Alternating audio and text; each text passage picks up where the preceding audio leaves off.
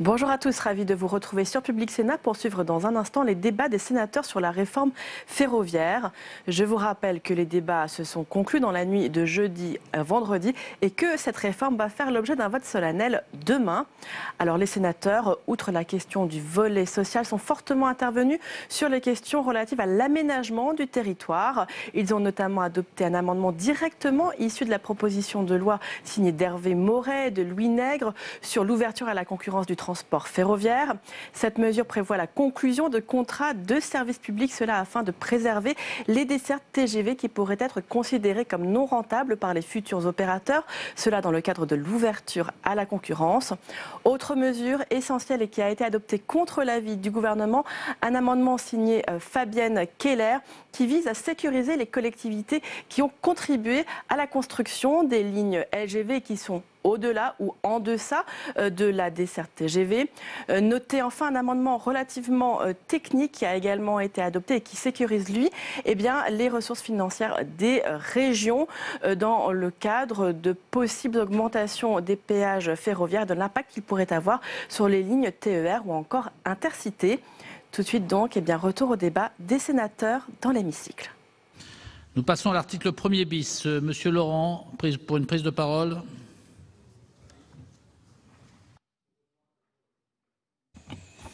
Oui, cet article a été inséré par un amendement du gouvernement. Il prévoit la modulation des péages ferroviaires pour tenter de résoudre un problème de péréquation qui est en vérité créé par la logique dans laquelle la loi nous entraîne et qui risque de mettre en très grande difficulté les lignes dites déficitaires. Et le rapport Spinetta disait que ces lignes représentaient 70% de toutes les lignes. Donc on tente de résoudre ce problème par la modulation des péages telle qu'elle est conçue dans le projet de loi. Or, à nos yeux, les dispositions prévues ne permettront pas de garantir le financement de ces lignes. On va même entrer dans un système extrêmement complexe et pervers, puisqu'on va d'un côté, on imposera d'un côté la notion du paiement du coût complet avec une augmentation très importante des péages et donc des tarifs. Et de l'autre côté, on va même, dans cette disposition, jusqu'à envisager de revenir sur cette disposition du paiement du coût complet pour permettre de financer et d'équilibrer toutes les lignes.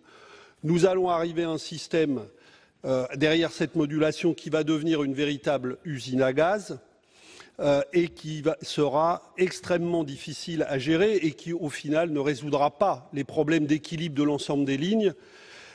Et d'ailleurs, l'ARAFER a à plusieurs reprises alerté sur les risques que ce système pouvait concevoir, débouchant à la fois sur l'explosion des péages et en même temps sur une difficulté d'équilibre d'un nombre grandissant de lignes. Alors effectivement, il faudrait retravailler différemment l'unicité et l'efficacité de l'entreprise alors que le projet de loi conduit à l'inverse et continuer à débattre des questions de financement. Ce que vous venez de dire, Madame la Ministre, sur l'épargne est particulièrement inquiétant parce que si on prétend résoudre en France comme en Europe les immenses problèmes de la transition écologique sans avance de financement, sans crédit, sans épargne, singulièrement dans le domaine du ferroviaire, il faut nous expliquer comment on le fera.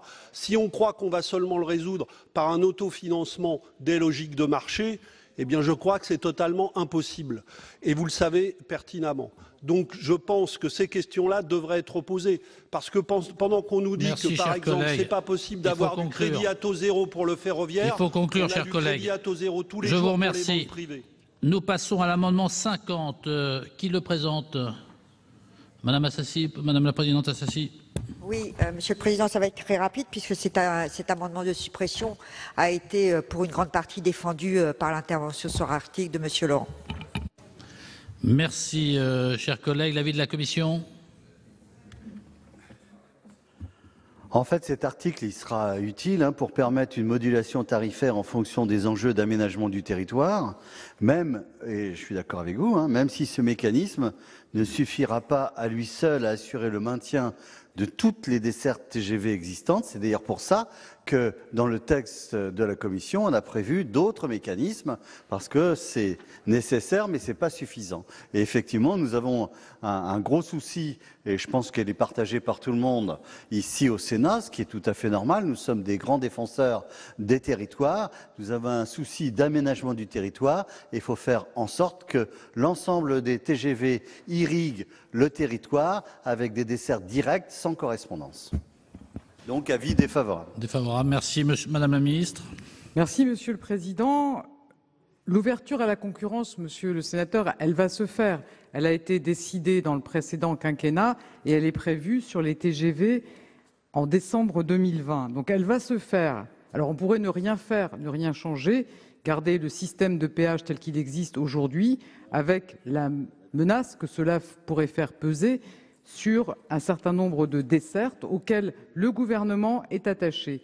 Et c'est bien parce que nous sommes attachés à la desserte de nos territoires par le TGV et que, par ailleurs, nous pensons qu'une ouverture à la concurrence sous forme de franchise aurait été beaucoup plus violente pour la SNCF, que nous avons proposé ce système qui conduit à faire une péréquation, celle qui se fait actuellement dans les comptes de l'activité TGV, au travers des péages. Dans le même temps, le gouvernement souhaite aussi soutenir le développement du transport ferroviaire et donc, contrairement au contrat qui avait été signé par le précédent gouvernement entre l'État et SNCF Réseau, qui, outre une augmentation des péages pour le fret de 10% par an, prévoyait une augmentation de 4 à 5% des péages TGV, eh bien, comme l'a annoncé le Premier ministre vendredi dernier, non, nous pensons qu'il faut avoir une approche beaucoup plus raisonnable sur ces hausses de péages pour favoriser le développement du transport ferroviaire.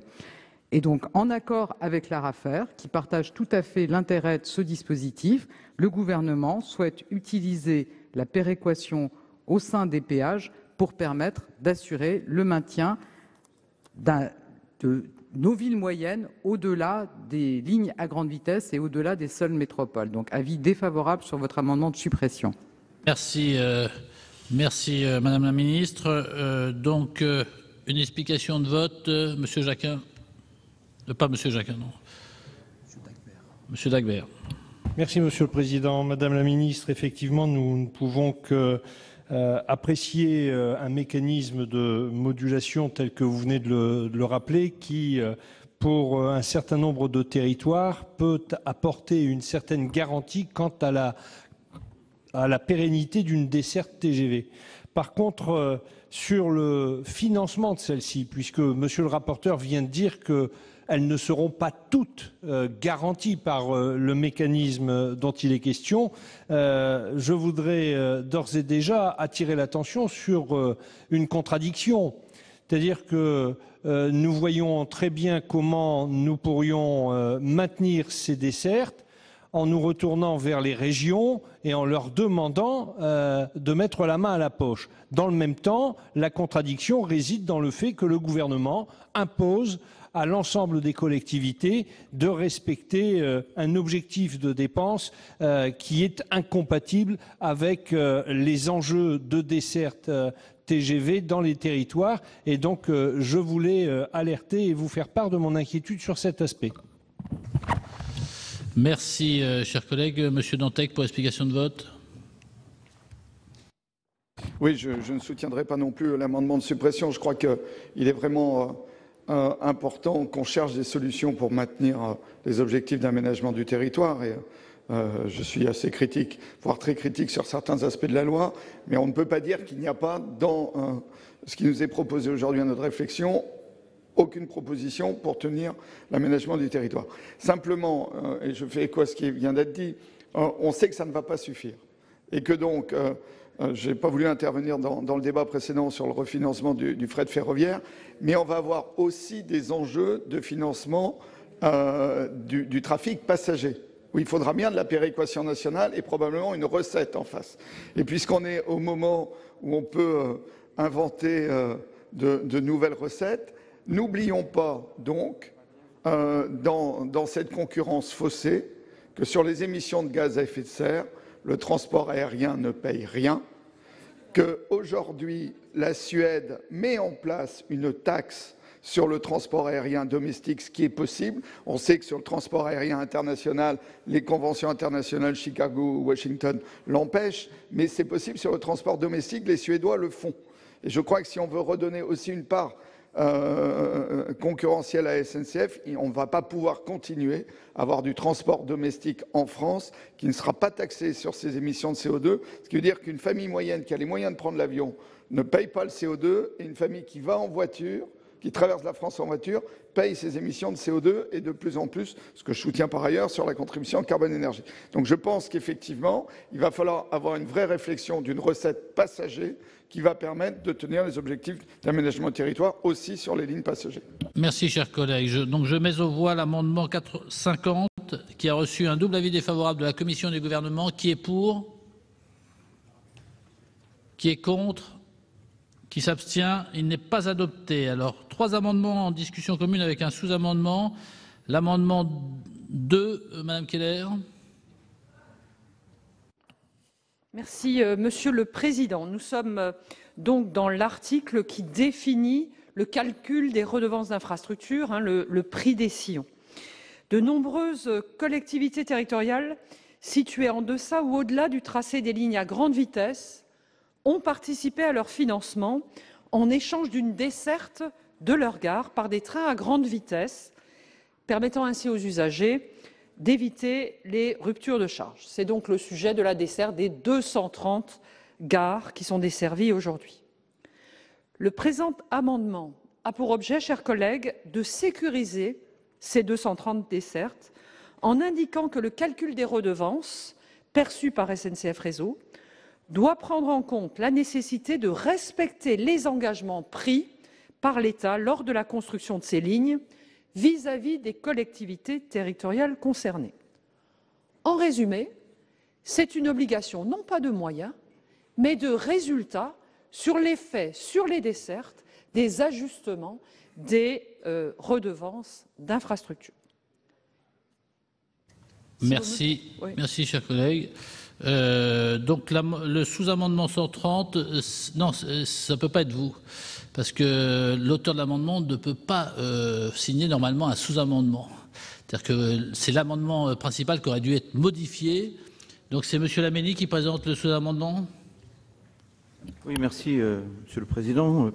Madame la Ministre, chers collègues, à l'initiative de notre collègue Max Brisson et plusieurs d'entre nous, alors, l'objet va dans la même continuité que l'amendement présenté par Madame Keller, en précisant bien qu'après les mots « construction de lignes à grande vitesse » insérés, le terme « y compris » pour les gares devant être desservies pour le prolongement des lignes nouvelles dont la réalisation a été reportée et qui, dans l'attente, le demeure par des trains à grande vitesse utilisant les voies existantes. Voilà, tel est l'objet de ce sous-amendement. Merci, chers collègues. Donc l'amendement 166, qui le défend? Monsieur Bonhomme.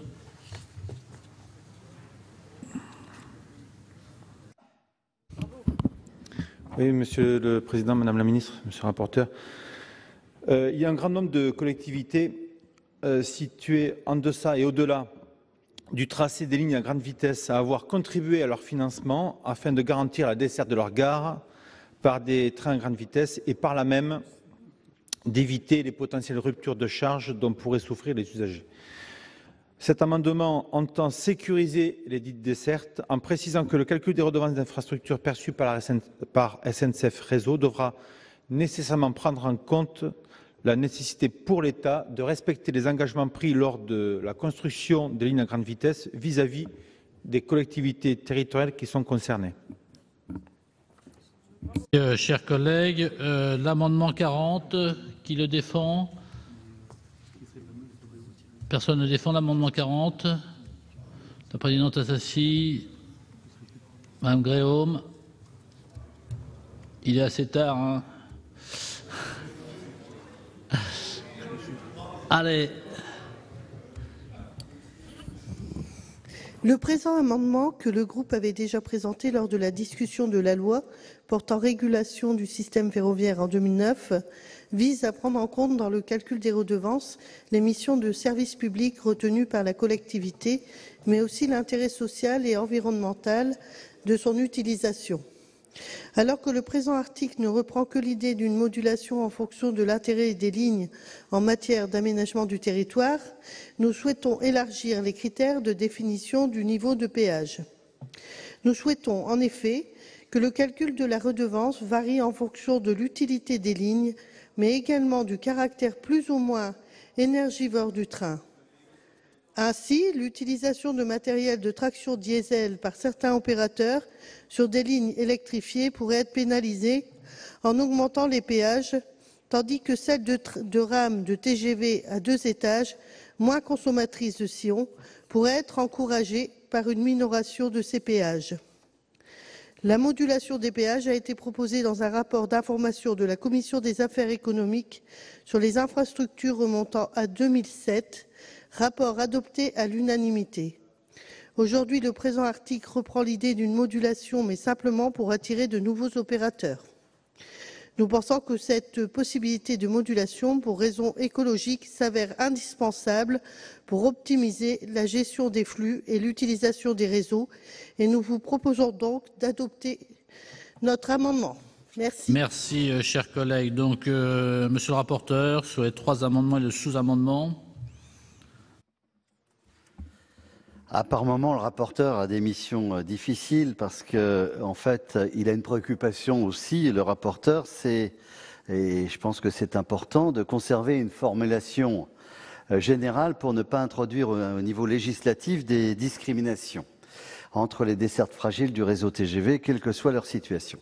Alors donc, et je comprends aussi la volonté de défendre ces territoires et je comprends bien les amendements, à la fois l'amendement numéro 2 de Mme Keller et l'amendement pratiquement quasi identique de M. Bonhomme, qui vise à ajouter aux critères pris en compte pour les redevances du réseau, je cite, « la nécessité de tenir les engagements de desserte pris par l'État lors de la construction de certaines LGV ». Dès lors que la problématique pour les dessertes visées par les auteurs de l'amendement est d'ordre tarifaire, cet amendement est pleinement satisfait par le critère du maintien et du développement des dessertes pertinentes en matière d'aménagement du territoire déjà prévu par l'article 1er bis. Donc c'est déjà satisfait. A contrario, si le problème pour ces dessertes n'est pas tarifaire, alors un tel ajout n'aura aucune portée. Il ne revient pas à la tarification du réseau de résoudre des problèmes plus généraux entre des collectivités territoriales et l'État quant au respect d'engagements dont la forme n'est d'ailleurs pas précisée. En tout état de cause, cet ajout sera sans doute inapplicable pour le gestionnaire d'infrastructure et l'autorité de régulation, car je ne vois pas comment ils pourront se référer à des éléments objectifs et précis. Cela ne remet pas du tout en cause le bien-fondé de ces amendements, qui témoignent de l'inquiétude des élus locaux dans certains territoires, et je peux le comprendre, quant à la cohérence dans le temps des décisions de l'État sur les lignes à grande vitesse. Nous comprenons parfaitement le message politique, et c'est normal, exprimé par ces amendements, mais il nous semble inopérant sur le plan technique. Donc, vous l'avez compris, je souhaiterais le retrait. Sinon, pour ces 2 amendements, je l'espère d'ailleurs, ce retrait. Sinon, avis défavorable. Alors, le sous-amendement, il a été défendu, le sous-amendement, par M. Laménie. Oui. Alors, ce sous-amendement de M. Brisson vise à compléter l'amendement numéro 2 de Mme Keller en mentionnant les gares. Et oui, effectivement, il faut rajouter à ce moment-là, il est pertinent aussi, cet amendement. Les gares devant être desservies par le prolongement des lignes nouvelles dont la réalisation a été reportée et qui, dans l'attente, le demeure par des trains à grande vitesse utilisant les voies existantes. Nous ne pensons pas que les législateurs, a fortiori le Sénat, aient à introduire de telles distinctions au niveau de la loi. Que penseront les élus de tous les territoires dont la desserte n'était pas prévue via une LGV et qui pourront légitimement avoir l'impression d'être oubliés par le législateur? Si nous visons des situations particulières, sans être exhaustifs, nous allons susciter, à mon sens, de nouvelles demandes, car certains élus ou concitoyens auront légitimement l'impression d'avoir été oubliés ou lésés. Pourquoi ne pas viser les dessertes situées en zone de montagne ou encore en zone de revitalisation rurale? Et en fait, on peut avoir beaucoup de cas particuliers. Donc privilégions la concision au niveau de la loi pour ne pas susciter de malentendus ni créer de discrimination entre territoires. Donc c'est pareil, je souhaiterais le retrait, sinon un avis défavorable. Voilà ce que je voulais dire pour ces 3 amendements. Donc vous avez bien compris que je suis un peu gêné de dire ça, en plus avec des amendements que je comprends bien, mais je ne voudrais pas introduire des discriminations entre territoires en tant que rapporteur. Concernant l'amendement 40, retrait sinon défavorable.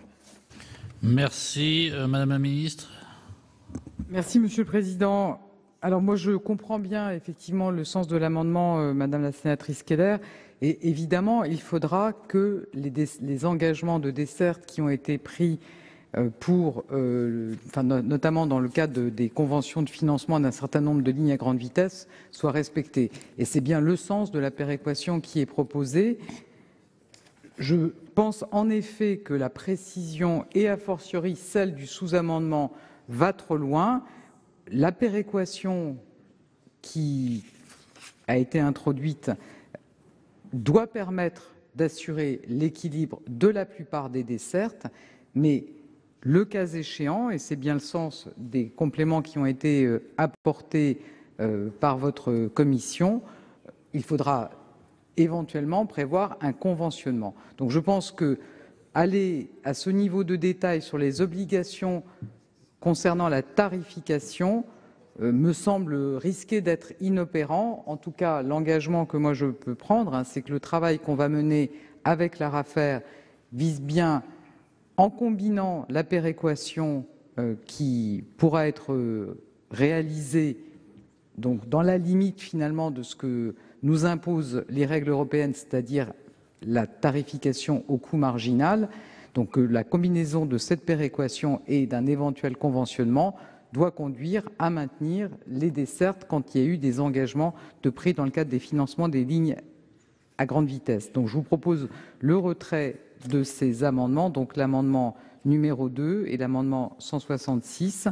Sur l'amendement, et sinon avis défavorable, et sur l'amendement 40, de la même façon, retrait ou défavorable.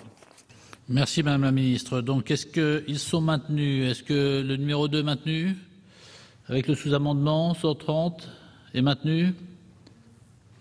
Oui. Une explication de vote? Oui, Monsieur le Président, Madame la Ministre, chers collègues, je soutiens ces 2 amendements et je suis un peu surpris de la position de notre rapporteur parce qu'on est quand même dans une situation pour un certain nombre de régions, de collectivités, et Madame la Ministre, vous le savez très bien, où le TGV n'est apparu que parce qu'il y a eu un financement très fort des collectivités. Je veux parler du TGV Grand Est.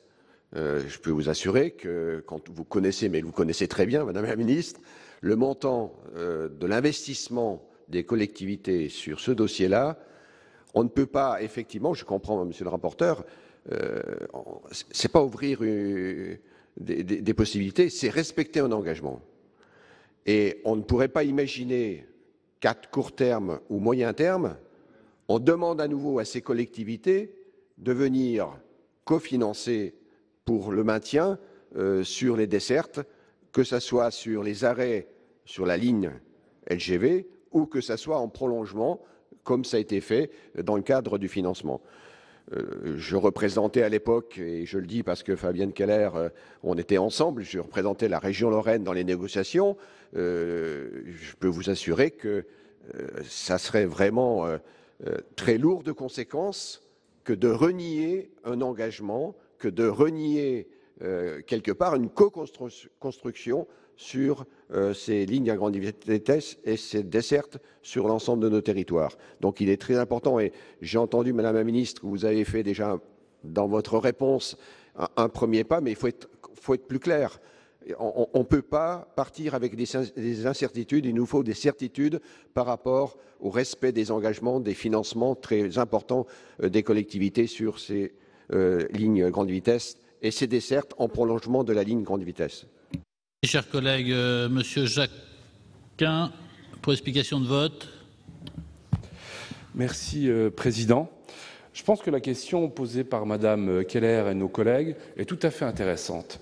Il y a une vraie question, Madame la Ministre, lorsque vous dites que la plupart des dessertes devraient être satisfaites par la modulation des péages, sous-entend que certaines ne le seront pas en équilibre financier. Selon le chiffre qui avait été donné lors de votre audition par le président Maurey, une ligne sur 6 ne trouverait pas son équilibre financier par le dispositif de modulation des péages, sachant que l'autre chiffre qui avait été annoncé le jour-là, c'est que la moitié des lignes actuelles grande vitesse ne seraient pas en équilibre. D'où l'idée d'un conventionnement. J'en profite pour poser une question. Qui va déterminer les segments bénéficiant d'une modulation des péages? A priori, c'est le gestionnaire d'infrastructure. Il faut un contrôle, je pense, démocratique de cette question, sans aucun doute, et nous le proposerons par une programmation de la notion de desserte d'intérêt national et un vrai débat sur cette question. Et j'ai bien compris la position du rapporteur et de Madame la Ministre sur le fait que cette question serait partiellement satisfaite par des dispositifs dans le texte, mais je pense que ça vaut le coup de poser cette question d'aménagement du territoire équilibré, de respect des engagements et de la parole donnée pour que soit véritablement approfondie cette question. Et notre groupe votera favorablement cet amendement. Merci, chers collègues. Monsieur Delège, pour explication de vote. Oui, merci, Monsieur le Président. Moi aussi, je voterai ces amendements. Et Daniel Grimillet vient d'expliquer les raisons pour lesquelles je voterai ces amendements. Je voudrais vous dire, Madame la Ministre, que j'entends bien ce que vous nous dites en nous disant mais ça va se régler dans le cadre de la modulation. La modulation apporte peut-être une réponse financière, mais n'apporte pas une garantie du maintien des dessertes. Les collectivités territoriales, lorsqu'elles ont mis la main à la poche, c'était bien pour obtenir une garantie. Je suis élu de Bretagne, je me souviens des discussions, et je me tourne vers mon collègue Louis-Jean de Nicolaï, sur le maintien des dessertes au Mans. Je me souviens du débat que nous avons eu entre Rennes, Vitré et Laval pour le maintien des dessertes à Laval et à Vitré. Et par conséquent, les engagements qui ont été pris à l'époque par la SNCF, d'une façon ou d'une autre, doivent être totalement garantis. Ils ne sauraient être mis en cause d'une manière ou d'une autre. Et donc, il me semble que ces amendements sont les bienvenus. Il sera toujours temps de faire évoluer le dispositif sur le plan juridique, mais il faut à un moment donné affirmer clairement, d'une façon politique, que ce qui a été décidé ne peut pas être mis en cause. Merci, chers collègues. Monsieur Berry, débat pour explication de vote. Oui, très rapide, puisque mon collègue Olivier Jacquin s'est exprimé au nom du groupe. C'est pour dire que, tout simplement, personnellement, je trouve ces amendements intéressants et qu'effectivement, je les aurais votés personnellement et je souhaite effectivement que les membres encore présents du groupe socialiste les votent avec nous. Voilà, c'est tout. Merci, chers collègues. Madame Keller, pour explication de vote. Merci beaucoup, Monsieur le Président. Quelques éléments d'explication. J'ai un peu de mal, j'espère qu'il me le pardonnera, Monsieur le rapporteur, avec le terme discrimination. J'ai au contraire le sentiment que c'est une double peine. Des territoires, pendant longtemps, n'ont pas été desservis par les TGV. Pour être desservis, ils ont dû les financer, alors que ce n'était pas le cas des premières lignes. Et maintenant, j'ai du mal à comprendre pourquoi on ne leur accorde pas une sécurité sur les engagements qu'ils ont obtenus en contrepartie de ces financements. Je connais bien le TGV Est, je sais que les dessertes ont été inscrites dans la déclaration d'utilité publique pour les sécuriser. C'est probablement des formes juridiques analogues qui ont été retenues. Je voudrais également, pour vous conforter, monsieur le rapporteur, vous dire que je n'ai pas enlevé la clause dans ma rédaction, j'ai bien laissé ou le développement de dessertes ferroviaires pertinentes en matière d'aménagement du territoire. C'est-à-dire que je n'ai rien retiré à tous les territoires sur d'autres lignes qui bénéficient aussi de dessertes. Mais j'ai ajouté, je me suis permise d'ajouter cette notion de contrepartie à des financements accordés. Je voudrais peut-être dire un mot sur le sous-amendement proposé par mon collègue Max Brisson et soutenu par Marc Laménie. Il était préoccupé par sa ligne jusqu'à Bordeaux, Tours-Bordeaux, financée par des collectivités comme la communauté d'agglomération Pau-Pyrénées ou le département des Pyrénées-Atlantiques, à la condition qu'il y ait des TGV qui passent la gare de Bordeaux et qui aillent jusqu'à leur territoire en termes de desserte, sans rupture de charge. Donc c'est voilà. Il y avait une partie dans son topo aussi qui évoquait le rapport Duron qui a reporté au calendrier grec, concrètement à 2038, la poursuite de la ligne qui est attendue par ces territoires. C'est en fait en espérant le prolongement de la ligne que ces financements ont été obtenus. C'est le sens de son sous-amendement. Je vous remercie. Merci, chers collègues. Madame la ministre, vous souhaitiez apporter quelques précisions? Oui, je ne suis pas certaine de vous convaincre, mais je voudrais quand même préciser que, s'agissant par exemple du TGV Est, la SNCF a signé un engagement de desserte au moment du montage du dossier. Et a priori, l'ouverture à la concurrence ne va pas la conduire à déchirer cet engagement. Elle ne pourrait être déliée de cet engagement que si elle démontrait que l'évolution de la concurrence, par exemple l'arrivée d'un opérateur qui écrémerait le marché sur cette ligne, la met dans l'impossibilité de respecter ses engagements. Mais moi, je voudrais redire, la SNCF n'est pas déliée de ses engagements à partir du mois de décembre 2020, au motif qu'il y a une ouverture à la concurrence. Donc, je pense que c'est un sujet sur lequel nous sommes en train de travailler.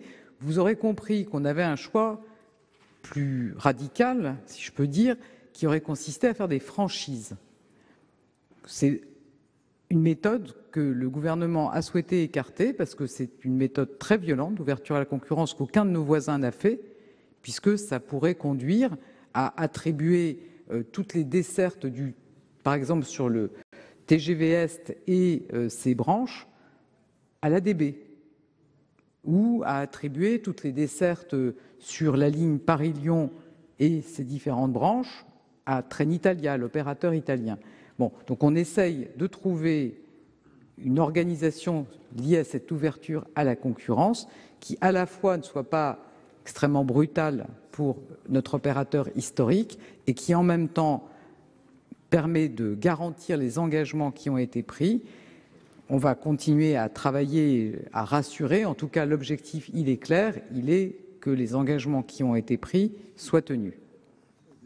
Merci Madame la Ministre. Mes chers collègues, donc je vais mettre aux voix tout d'abord le sous-amendement 130 par rapport à l'amendement 2 qui a reçu donc un double avis défavorable de la Commission et du gouvernement. Qui est pour ce sous-amendement 130?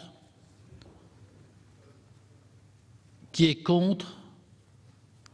Qui s'abstient? Il est adopté. L'amendement 2, qui est pour? Qui est contre? Qui s'abstient? Il est adopté donc avec son sous-amendement et donc ça fait tomber les deux amendements suivants, le 166 et le 40 tombent. Alors j'ai 4 amendements faisant l'objet d'une discussion commune et on commence par le 136 rectifié bis présenté par monsieur Jean-François Longeau. Merci Monsieur le Président, Madame la Ministre, Mesdames, Messieurs, mes chers collègues.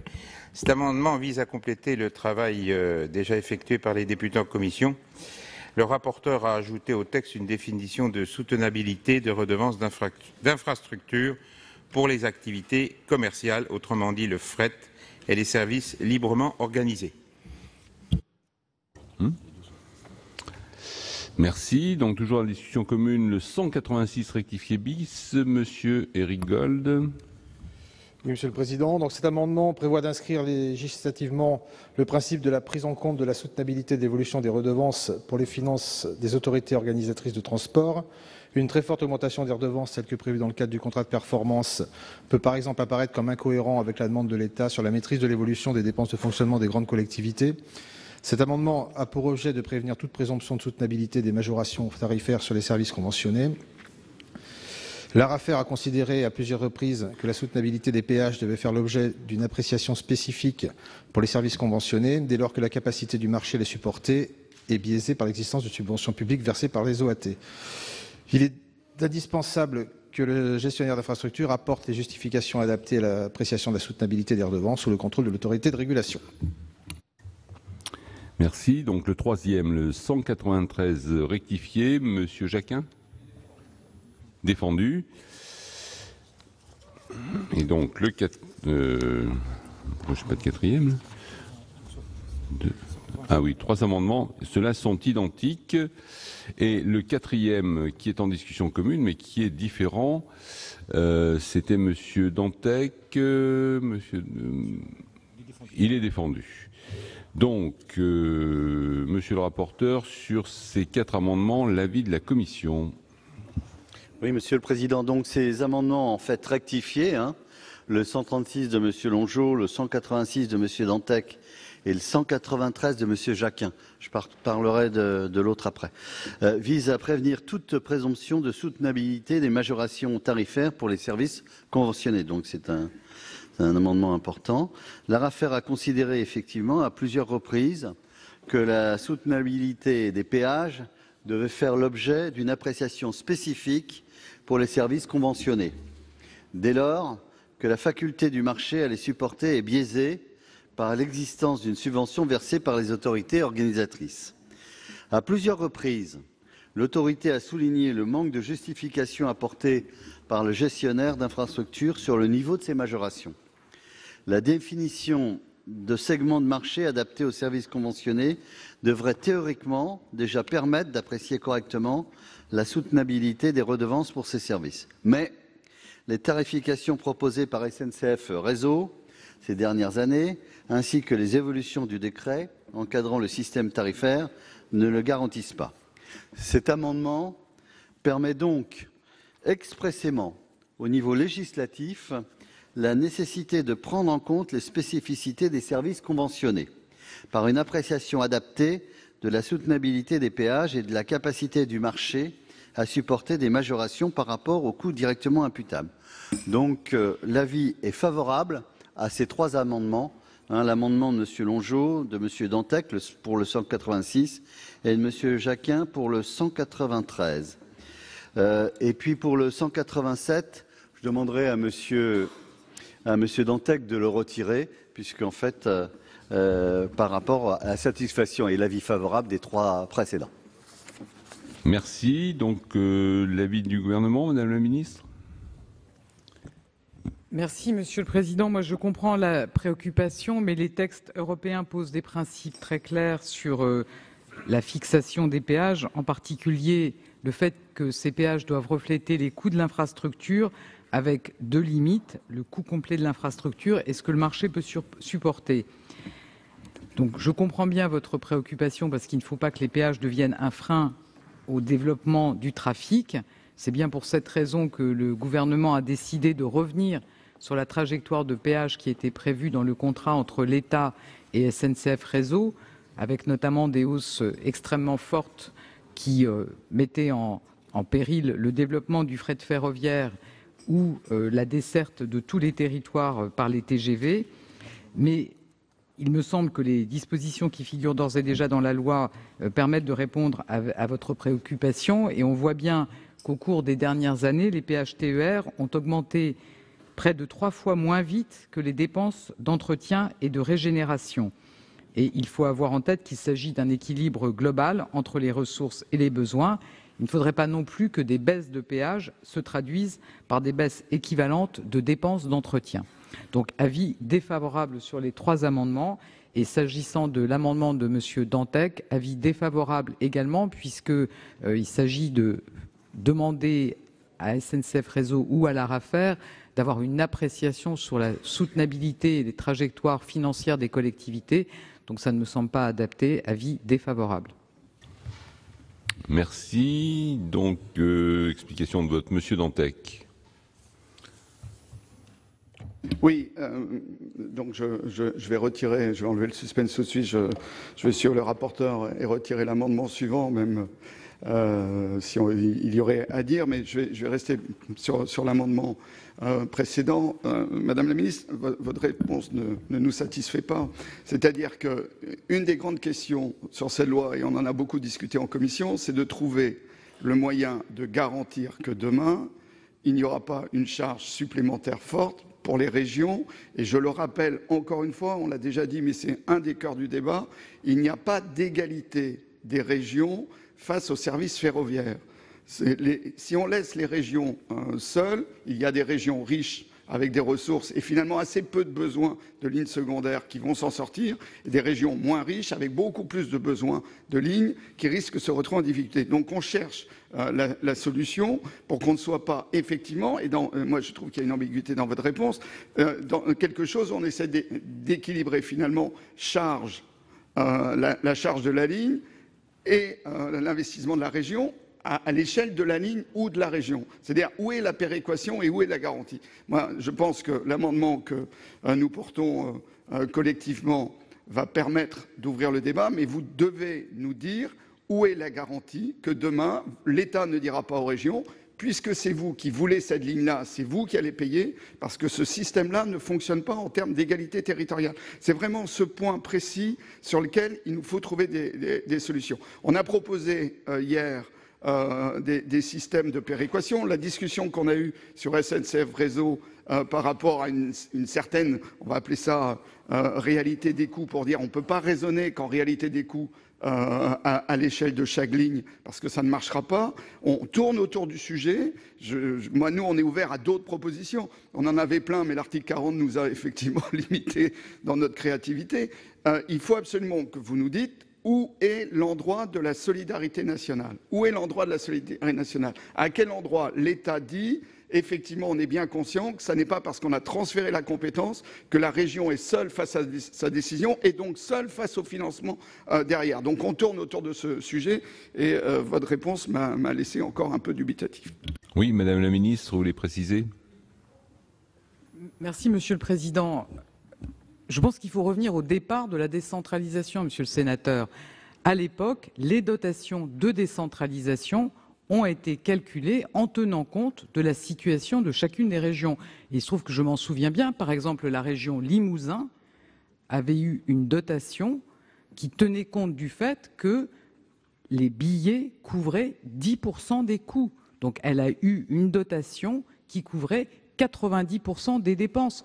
En moyenne, les TER, les billets financent 25% du coût des services, mais je peux vous retrouver l'historique des calculs des dotations de décentralisation dans le cas du Limousin. La région Limousin a eu une dotation qui correspondait à 90% des dépenses et une dotation de renouvellement du matériel roulant. Et par ailleurs, s'agissant des lignes, c'est dans le cadre des contrats de plan État-région que leur modernisation est prise en compte et évidemment, ça se fait en tenant compte de la situation de chacune des régions. Donc, la décentralisation a été faite, comme c'est logique, en tenant compte des besoins et les dotations ont été calculées en conséquence. Merci. Donc, j'avais une demande de parole de Monsieur Jacquin en explication de vote. Je vous remercie, Président. Je voudrais aller dans le sens de notre collègue Dantec. Ce nouveau mode de calcul des redevances, des péages, pose des questions à cette heure. Il semblerait que, en fait, il y a deux sujets. Il y a ce qui est conventionné et qui relève des régions, et puis il y a les lignes d'intérêt national qui sont mises en open access, en accès libre. Pour ces lignes, actuellement, selon SNCF Mobilité, 1 sur 2 serait en équilibre financier. Selon les informations qu'on a eues lors de l'audition de Madame la Ministre par Monsieur Moret, avec le nouveau dispositif de modulation des péages, 1 ligne sur 6 ne trouverait son équilibre dans le nouveau calcul de modulation des péages. D'où notre inquiétude aux uns et aux autres. SNCF Réseau disant, sans connaître parfaitement sa nouvelle trajectoire financière, que si on lui baisse des recettes de rentrée des péages pour équilibrer certaines lignes déficitaires, il faudra bien qu'il travaille à péage et à rentrée de recettes constante, sinon il va recreuser sa dette.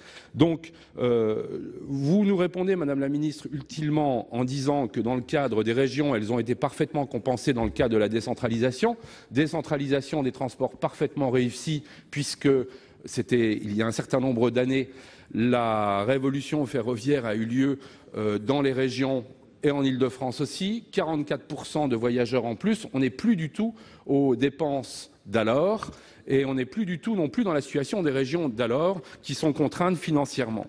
L'autre sujet sont les lignes nationales. Qui va définir ces dessertes d'intérêt national ou non?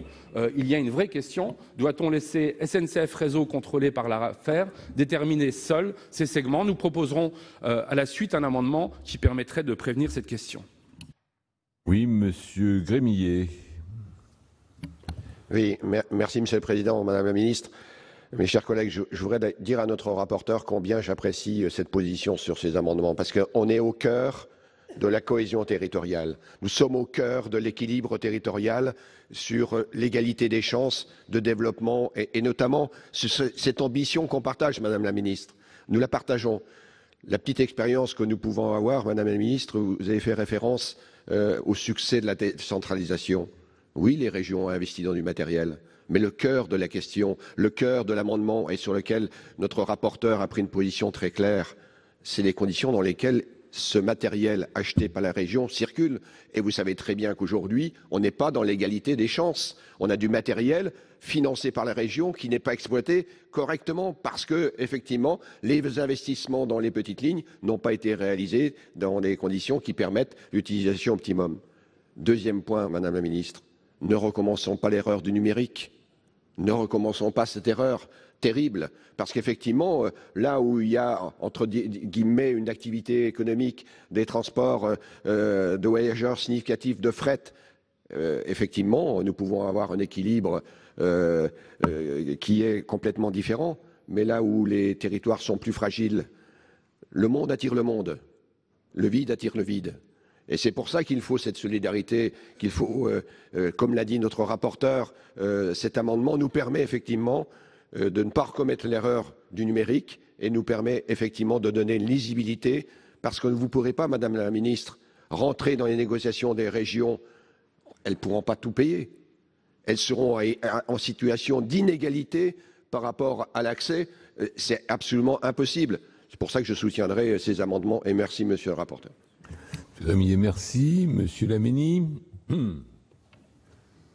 Merci, Monsieur le Président, Madame la Ministre. Chers collègues, bon, j'ai bien écouté ces différents amendements au cœur de cet article 1er bis qui est dans le rapport. C'est bien indiqué. Je remercie le rapporteur et ses collègues de la Commission parce que il y a un rappel du droit en vigueur. Alors, et c'est vrai qu'il y a quand même une notion de complexité sur ces différentes redevances. Et il y a un chiffre quand même qui doit nous interpeller, c'est que le total de ces redevances sur une année, je crois que c'est le chiffre de 2017, 5,8 milliards d'euros. Et payés par les différentes entreprises ferroviaires. En rappelant, et c'est rappelé que SNCF Mobilité représente 60%. 60% du total des recettes perçues. par SNCF Réseau en la matière. Bon, il y a cette complexité. Après, l'évolution de ces différentes redevances, c'est vrai que hier soir, on a rappelé aussi des craintes pour les dessertes TGV où les collectivités territoriales ont participé financièrement à des dessertes TGV. Je vais parler modestement du TGV Est. Fabienne Keller l'a largement rappelé hier, mais bon, il y a une desserte quand même pour le département, nos départements que nous représentons. Bon, je citerai avec mes collègues des Vosges, les dessertes vosgiennes, mais pour les Ardennes, les dessertes Charleville-Mézières, Sedan, où certains TGV circulent certes sur voie normale, mais c'est quand même un plus pour limiter les correspondances et les ruptures de charge. Bon, ce n'est pas simple. De l'autre côté, il y a eu un engagement quand même fort des collectivités territoriales pour ces dessertes. Après, il y a le problème des redevances. Après, d'un côté, les services conventionnés, les services non conventionnés, et puis également le fret. Donc là-dessus, je crois qu'à un moment donné, ces différents amendements posent des bonnes questions et je me rallierai à la position du rapporteur. Voilà. Oui, parfait. Merci. Pas d'autres explications de vote. Donc je vais mettre ces 3 amendements identiques aux voix avec un avis favorable de la Commission, un avis défavorable du gouvernement sur ces 3 amendements. Qui est pour ? Qui est contre? Abstention. Donc ils sont adoptés. Le 4e que nous avons en discussion commune a été retiré. De toute façon, il serait tombé. Donc l'amendement suivant, le 157 rectifié quintise, Madame Lienemann. Oui, Monsieur le Président, Madame la Ministre, chers collègues. Il s'agit là d'essayer d'éviter une hiérarchisation des critères qui sont pris en compte pour le calcul de la redevance des lignes. En clair, dans le texte, il y a toute une série de critères qui sont pris en compte pour fixer la redevance et on tient compte de ces critères. Puis ensuite, on dit il doit respecter les gains de productivité. C'est-à-dire qu'on isole les gains de productivité en disant qu'il ne va pas être traité de la même manière que les autres critères pour fixer la redevance. Ceci est assez risqué et pas forcément juste, pour plusieurs raisons. D'abord, les gains de productivité qui donc retourneront à l'entreprise qui sera l'entreprise utilisant le péage. Ces gains de productivité ne viendront pas que de l'entreprise elle-même. Dans des cas, ça pourra venir de la nature des investissements qui ont été faits ou de l'interconnexion améliorée avec d'autres réseaux. Et donc, les purs gains de productivité ne peuvent pas être mis que simplement sur l'entreprise. Alors, sans doute, je pense que le gouvernement espère que ces gains de productivité vont permettre de faire baisser les tarifs. Pour l'instant, on ne l'a pas beaucoup vu parce que rien ne garantit que c'est ça qui va prévaloir. Et donc, il ne s'agit pas de dire qu'il ne faut pas tenir compte de ces gains de productivité. Simplement, il faut qu'ils soient au même titre que les autres critères, viabilité de la ligne, etc. Et donc, nous pensons que, parce qu'il y a aussi un équilibre à avoir entre le taux des péages pour l'entretien global du réseau et la structuration globale du réseau. Donc, l'amendement vise à remettre le critère gain de productivité à égalité avec les autres. Merci. L'avis de la Commission. Eh bien, cet amendement vise tout simplement à modifier l'importance donnée aux gains de productivité des entreprises ferroviaires pour le calcul des redevances d'infrastructure, en prévoyant non pas qu'elles sont respectées, mais qu'il en soit tenu compte. Il ne nous paraît pas judicieux de modifier dans un sens permettant d'accroître potentiellement le niveau global des péages, alors que la préoccupation actuelle est de les stabiliser et de mieux les répartir en faveur de l'aménagement du territoire. Donc, avis défavorable. Merci. L'avis du gouvernement, Madame la Ministre. Oui, avis défavorable également, d'autant que le texte de la loi reprend mot pour mot le texte de la directive, donc en s'écartant de ce texte, on courrait le risque que la loi ne soit pas conforme à la directive. Merci. Explication de vote, Monsieur Jacquin. Je pense que notre collègue Lindemann pose une question, certes très technique, mais intéressante. Qu'en sera-t-il des gains de productivité dans le mode de calcul des péages? Certains gains de productivité peuvent être à l'origine du gestionnaire d'infrastructure. D'autres peuvent l'être à l'initiative d'un opérateur ou, par exemple, d'une rupture technologique. Imaginons qu'une région modernise une ligne, par exemple dans le dispositif de commande et de contrôle, par un système permettant de faire circuler plus de trains. Ce sont des investissements extrêmement coûteux. Il me semble que dans la rédaction actuelle du texte, le gain de productivité, donc le nombre de trains supplémentaires qui passeraient, serait au bénéfice du gestionnaire d'infrastructure. Or, celui qui a fait l'investissement, dans cette hypothèse, l'opérateur, ne verrait pas le juste retour de son investissement. Et donc, on ne serait pas en situation d'émulation, favorisant le progrès et un juste bénéfice des gains de productivité, tant sur l'opérateur, l'autorité organisatrice, que sur le gestionnaire d'infrastructure. Merci. Donc, pas d'autres explications de vote. Donc, je peux mettre aux voix l'amendement 157 rectifié quinquise avec 2 avis défavorables de la Commission et du Gouvernement. Qui est pour? Qui est contre? Donc, qui s'abstient? Il n'est pas adopté. L'amendement suivant, c'est le 194 rectifié, présenté par Monsieur Jacquin.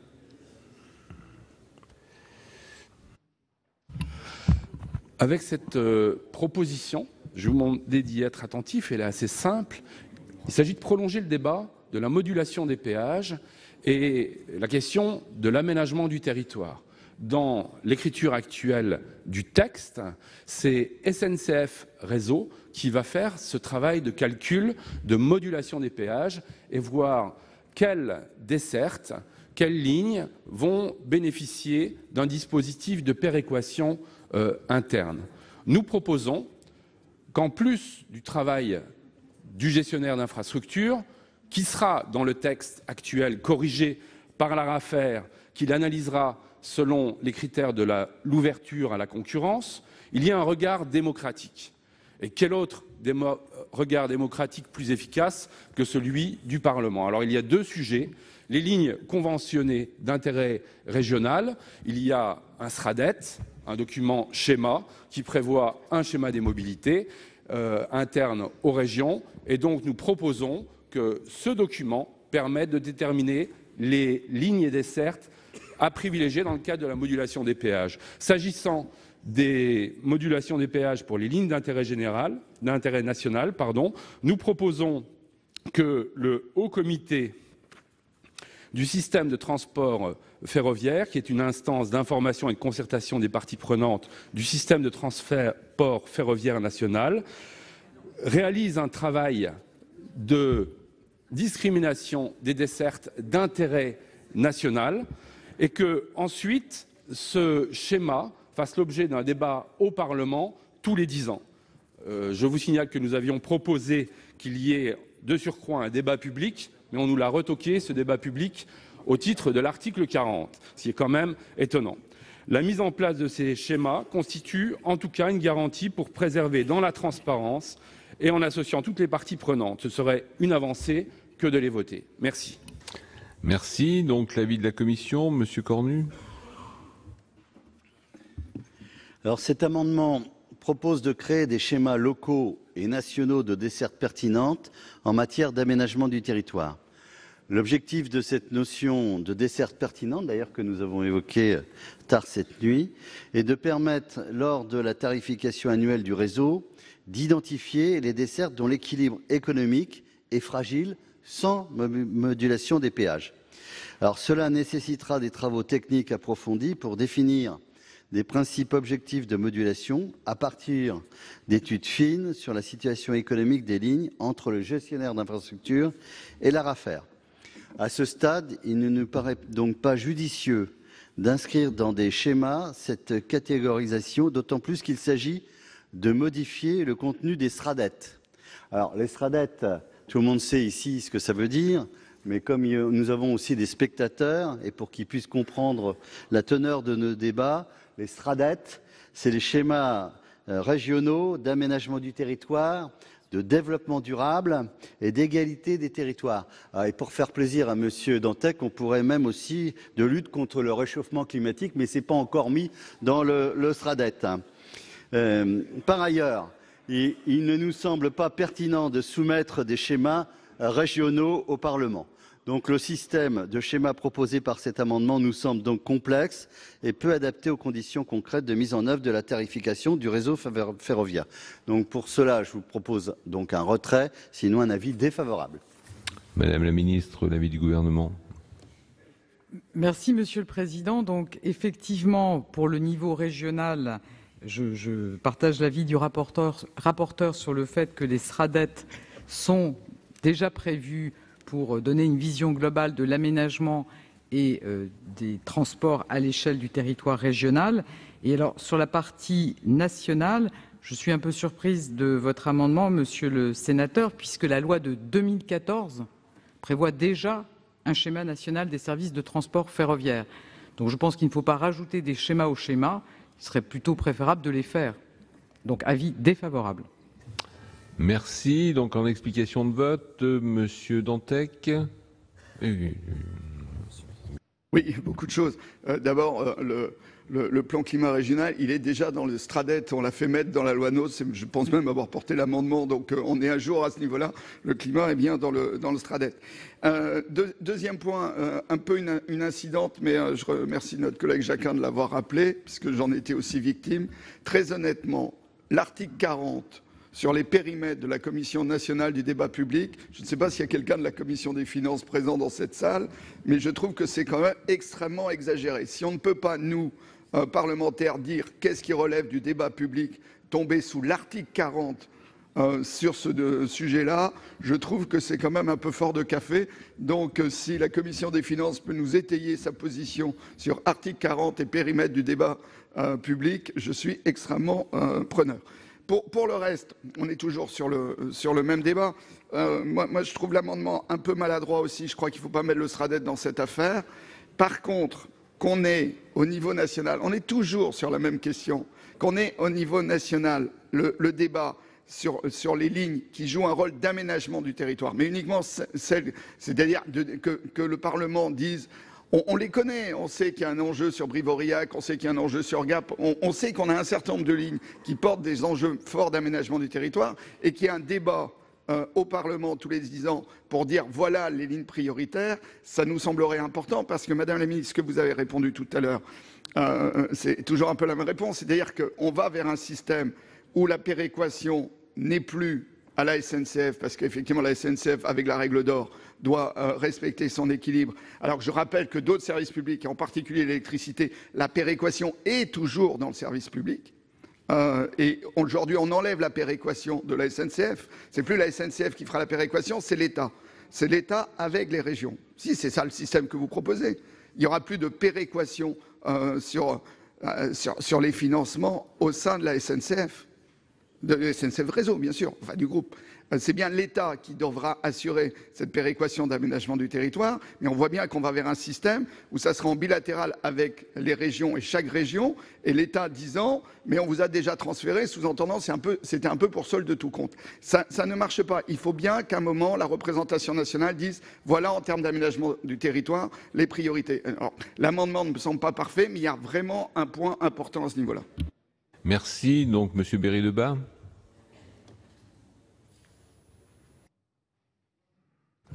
Merci, Monsieur le Président. Donc, l'amendement, effectivement, ne semble pas parfait. Il y a une petite coquille. On a mis à la fin, ce schéma a fait l'objet d'un débat au Parlement. Je viens le retirer.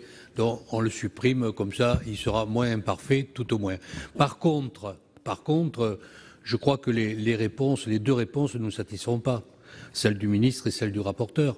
Je rebondis sur ce qui a été dit par mon collègue Dantec. Il est important quand même que le Parlement se saisisse de ce schéma, de mettre en place un véritable schéma que ce schéma soit connu, que ce schéma soit débattu au niveau national. Je ne vois pas pourquoi, Madame la Ministre, vous dites que ça existe déjà, mais dans la réalité, ça ne fonctionne pas. Ça ne fonctionne pas. Donc il faut qu'on le fasse. Il faut qu'on le fasse. Et puis, dire au niveau régional, ben, ça me semble logique qu'on puisse l'y intégrer. Ça y est pas toujours fait.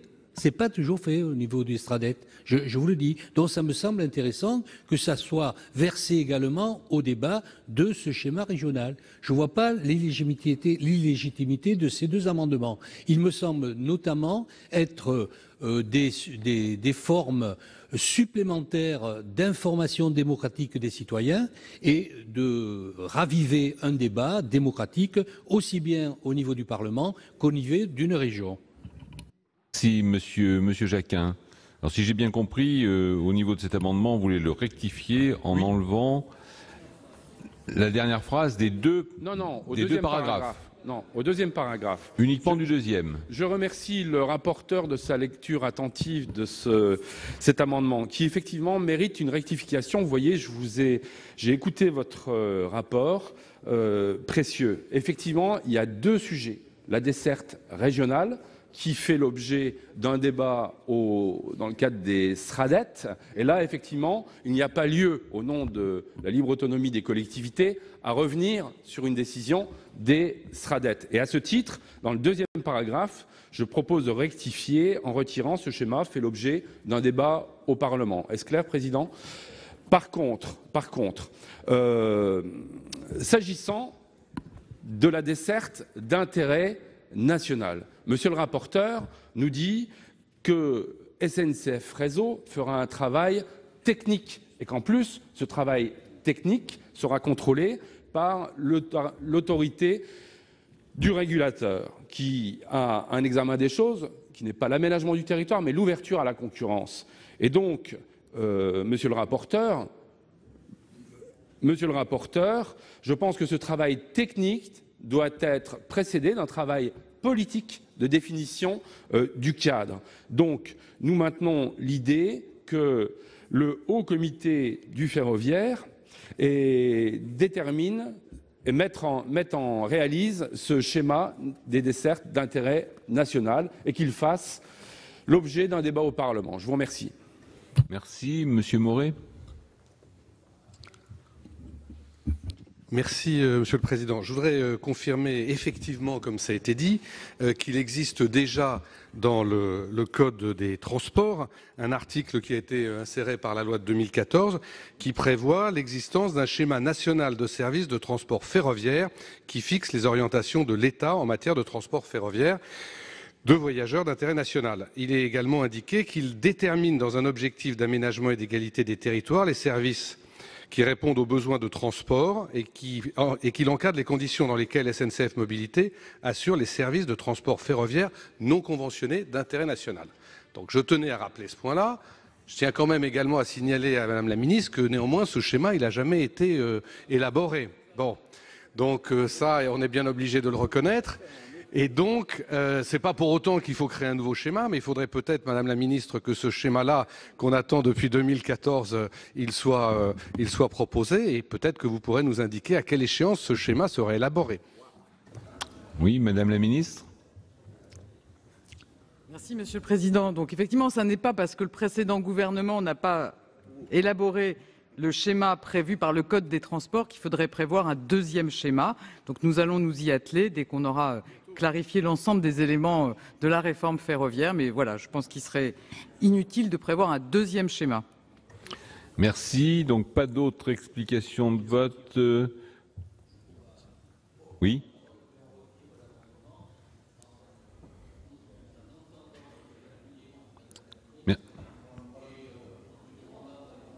D'accord, merci. Merci. L'amendement est retiré.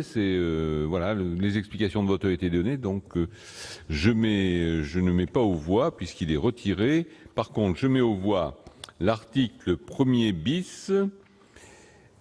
Sur l'article 1er bis, pas d'explication de vote. Donc, qui est pour? Qui est contre?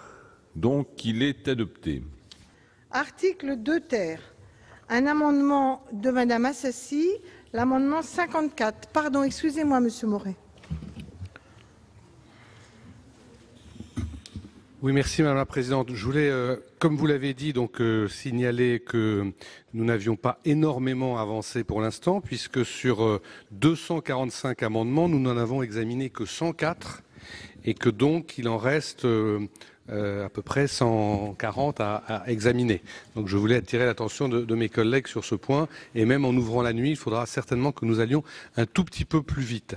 Je profite d'avoir le micro pour dire 2-3 choses sur l'article 2 ter. C'est un article important que nous allons examiner, important parce que il colle vraiment, j'allais dire, à l'ADN du Sénat. C'est un article qui était dans la proposition de loi que nous avions déposée avec Louis Nègre. C'est un article que le rapporteur a souhaité réintroduire dans ce projet de loi et qui nous paraît important. Pourquoi ? Parce que nous ne sommes pas de ceux qui considèrent que l'ouverture à la concurrence est une mauvaise chose. Nous ne sommes pas de ceux qui pensons que l'ouverture à la concurrence, elle nous est imposée par Bruxelles.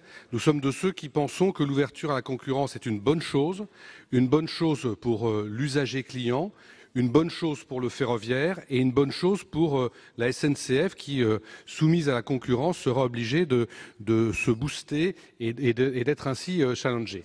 En revanche, nous sommes vigilants sur le fait que cette ouverture à la concurrence, elle ne doit pas se traduire par une dégradation de la qualité du service et notamment de la qualité des dessertes. Autrement dit, nous ne voulons pas que demain, et là on parle des lignes commerciales, l'open access conduise à ce que certaines lignes ne soient plus faites en totalité, ne soient plus desservies en totalité, et qu'il y ait pour les passagers des obligations de changer de ligne. C'est l'exemple qu'on prend souvent du Paris-Chambéry. On pourrait demain avoir un TGV qui s'arrête à Lyon parce que la partie Lyon-Chambéry n'est pas rentable. Alors pour remédier à ça, le gouvernement, suivant en cela l'avis de l'ARAFER, a proposé un système de péage incitatif dont nous avons parlé tout à l'heure. Mais nous pensons, et nous sommes confortés en cela par le président de l'ARAFER lui-même qui l'a dit devant notre commission, que ce dispositif ne sera pas suffisant.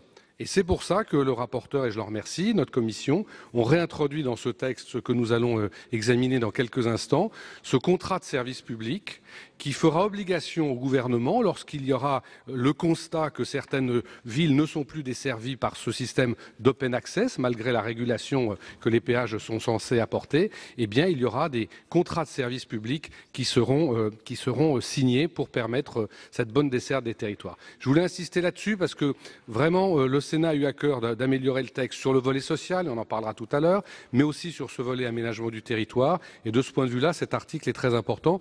Et je voudrais dire que je m'étonne d'ailleurs qu'il y ait des amendements de suppression, parce que c'est quand même quelque chose qui va dans le bon sens lorsqu'on est préoccupé par l'aménagement du territoire. Je vous remercie.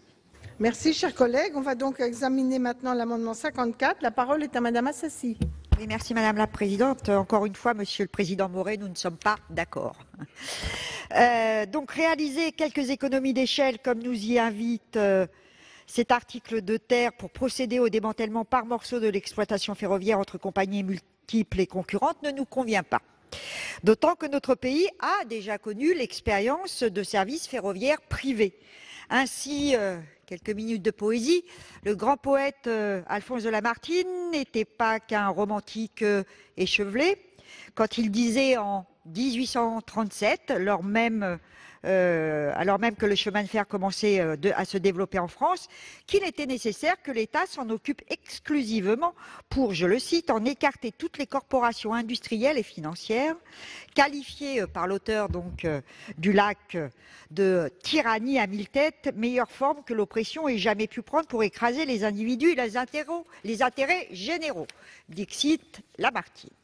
Et l'on n'oubliera pas que le réseau État ne s'est pas développé autrement que comme réponse pertinente à l'incapacité du privé de faire face à ses obligations de service public. Donc cet article permet de définir, à côté des services librement exploités, des services conventionnés dotés d'autorités organisatrices, que ce soit l'État ou les régions. Nous ne croyons pas dans un système où se côtoient le service régulé et le service strictement concurrentiel. C'est la raison pour laquelle nous demandons la suppression de cet article. Monsieur le rapporteur ?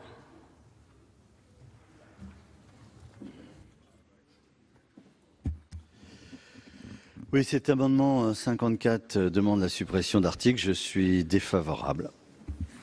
Madame la ministre. Merci Madame la Présidente. Madame la Présidente Assassi, j'ai bien compris que vous étiez opposée à l'ouverture à la concurrence, mais en l'occurrence, l'article 2 ter réaffirme le rôle de l'État comme autorité organisatrice compétente pour l'organisation des services de transport ferroviaire d'intérêt national, affirme aussi la possibilité de conclure des contrats de service public pour exploiter des services d'intérêt national et réaffirme le rôle des régions comme autorité organisatrice des services régionaux. Donc je ne vois pas ce qui, dans cet article, peut vous poser problème. Donc je vous propose le retrait de votre amendement et, à défaut, avis défavorable. Alors, avis de retrait du gouvernement ou défavorable, et défavorable de la commission. Madame Assassi. Je vais le retirer, mais ça m'aura permis de parler de Monsieur de Lamartine. Alors très bien, pour Monsieur Lamartine, pas de, c'est de Lamartine, non, Lamartine, je ne crois pas qu'il était noble. Monsieur Lamartine a donc eu droit de citer aujourd'hui grâce à Madame Assassi. Je propose donc que nous passions à deux amendements identiques. L'amendement 139, présenté par Monsieur Longeau ou Monsieur Grosmillet, Monsieur Longeau, puis par notre collègue Jacquin pour le 198. Madame la Présidente, Madame la Ministre, mes chers collègues, de nombreuses régions ont aujourd'hui choisi de conventionner avec SNCF Mobilité pour la desserte TGV dans leur territoire. Il s'agit parfois d'un accord global sur le schéma de desserte TGV d'un territoire. Il peut également s'agir d'autoriser les abonnés TER à emprunter certains TGV sur les dessertes au sein de la région. Une desserte TGV bien articulée avec l'offre TER permet de proposer aux abonnés régionaux une desserte rapide et confortable entre les pôles d'une même région. Pour ce type de desserte, il peut y avoir complémentarité entre l'offre TER et TGV. Une telle organisation de l'offre de service a un double avantage. Permettre à la région de programmer moins de TER en utilisant les capacités disponibles des TGV, permettre à SNCF de s'assurer un meilleur remplissage de ces TGV. Cependant, les régions rencontrent des difficultés dans leurs négociations avec SNCF Mobilité sur ces conventions. L'ARAFER, en tant que régulateur économique du secteur, est légitime à vérifier le bon fonctionnement du marché et à donner son avis sur l'équilibre économique du contrat. Voici l'origine de cet amendement. Maintenant, Monsieur Berry-Debat, pour le 198 rectifié. L'amendement est identique. Je considère qu'il a été très bien défendu par notre collègue Longeau. Monsieur Cornu. Oui, les amendements sont identiques, donc je ferai une explication de vote pour les deux amendements. Mais effectivement, ça montre combien c'est intéressant ce débat, parce que pour moi, ces deux amendements sont assez intéressants, enfin même très intéressants. Ces deux amendements concernent les contrats de service public conclus avec des entreprises offrant un service de voyageurs librement organisé pour qu'elles adaptent en fait les conditions d'exploitation du service ou qu'elles autorisent la montée à bord de voyageurs régionaux. Il permet, dans ce cas précis, aux autorités organisatrices de saisir l'ARAFER pour bien sûr vérifier les conditions financières du contrat et éviter une surfacturation des adaptations demandées. Je voudrais rappeler à ce sujet que le droit européen n'autorise la conclusion de ces contrats qu'après une procédure de mise en concurrence dans les règles, ce qui a été précisé d'ailleurs dans les deux amendements. Dans ce contexte, je ne suis pas opposé à ce que l'ARAFER vérifie si les compensations demandées ne sont pas excessives, compte tenu de la faible concurrence attendue, dans un premier temps, sur les services librement organisés. Donc, avis favorable. Madame la ministre. En fait, moi, je comprends bien l'esprit de cet amendement, mais on va désormais, enfin, j'entends bien les régions qui nous disent on a voulu conventionner avec la SNCF et on a eu du mal à avoir une analyse contradictoire de finalement la compensation demandée pour les services supplémentaires. On va désormais être dans un monde ouvert à la concurrence. Donc, de toute façon, ces conventionnements, ils se feront après mise en concurrence. Et on peut supposer que dans ce cadre, les régions auront la meilleure offre. Donc, il me semble qu'on est en train de sortir un peu du champ de responsabilité de l'ARAFER pour rentrer plutôt dans une logique qui relèverait de l'autorité de la concurrence, de savoir s'il y a finalement un abus de position dominante. Mais il me semble que là, on s'éloigne du rôle de l'ARAFER. Donc moi, je vous proposerai le retrait de cet amendement et à défaut, avis défavorable. Oui, Monsieur Savary. Oui, merci Madame la Présidente. Madame la Ministre, je pense que cette proposition déborde même la responsabilité de SNCF Mobilité. Je prends l'exemple de la région Grand Est. J'habite, moi, à l'ouest du département, à 100 km de Paris, dans la Marne, à 5 km de l'Île-de-France et à moins d'une demi-heure de Château-Thierry. Quand je me rends à Paris, je prends le train à Château-Thierry.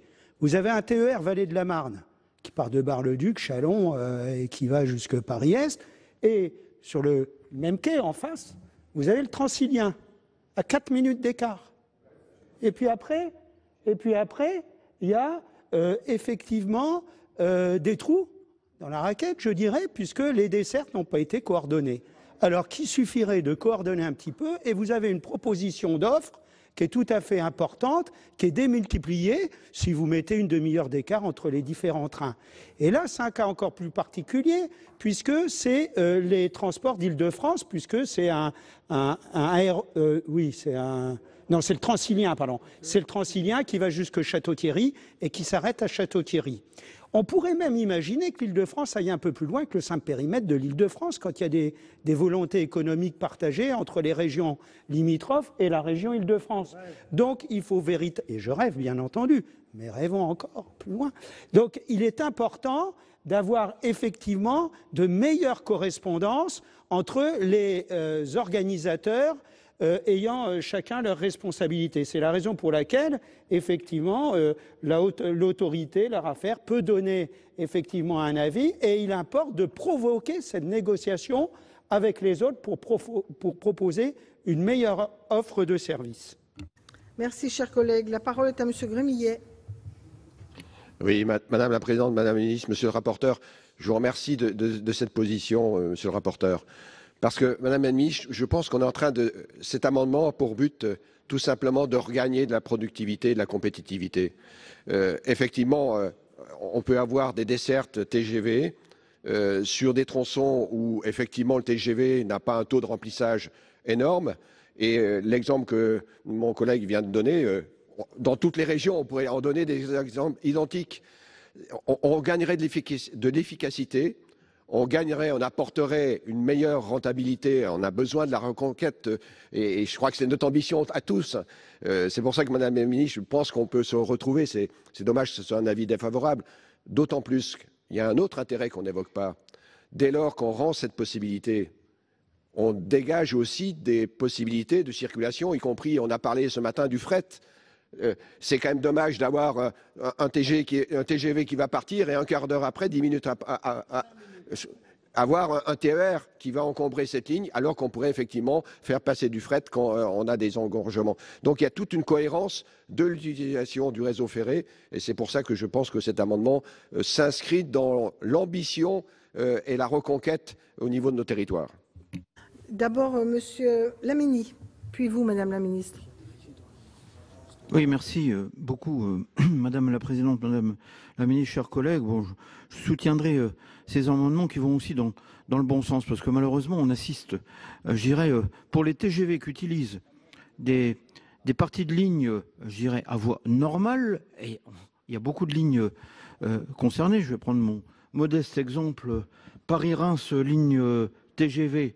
Bon, là, il y a 90 ou 95% de taux de remplissage toujours réellement du monde, et après Reims, Rethel, Charleville-Mézières jusque Sedan, après malheureusement il y a moins de monde, et dans le fond plutôt que d'avoir un TER quelques minutes après ou autre, cette superposition, je crois que après le TGV sur ligne normale ne se transforme pas du tout en omnibus, si on peut dire, et je pense que là c'est aussi une économie de moyens matériels il faut le dire, parce que je dirais, on n'a pas tant que ça, et les régions qui ont investi beaucoup sur les matériels TER, malheureusement, on assiste des fois à un manque de matériel. Donc, à ce niveau-là, je crois qu'il faut aller vraiment dans un sens de concertation, parce qu'on a l'impression que le système TGV d'un côté et les autres trains de l'autre, il n'y a pas de dialogue, il n'y a pas de concertation, ce qui est franchement dommage. Et là, malheureusement, on assiste à une vision beaucoup trop technocratique, ce qui est quand même dommage. Donc je soutiendrai aussi ces amendements qui vont dans le bon sens. Merci, Monsieur Lamini. Madame la Ministre. Merci Madame la Présidente. Je ne voudrais pas qu'il y ait de malentendus. Moi, je partage tout à fait la préoccupation de mieux coordonner les offres de transport.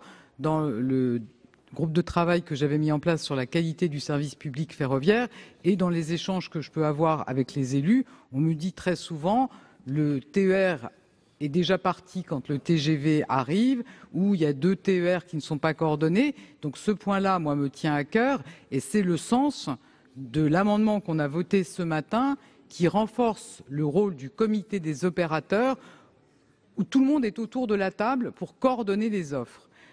Par ailleurs, je suis aussi tout à fait favorable à ce que les régions puissent continuer à conventionner des TGV, à donner accès aux abonnés TER au TGV, comme c'est le cas dans la région Hauts-de-France ou comme c'est le cas dans la région Bretagne. Et cette possibilité est bien ouverte dans le projet de loi.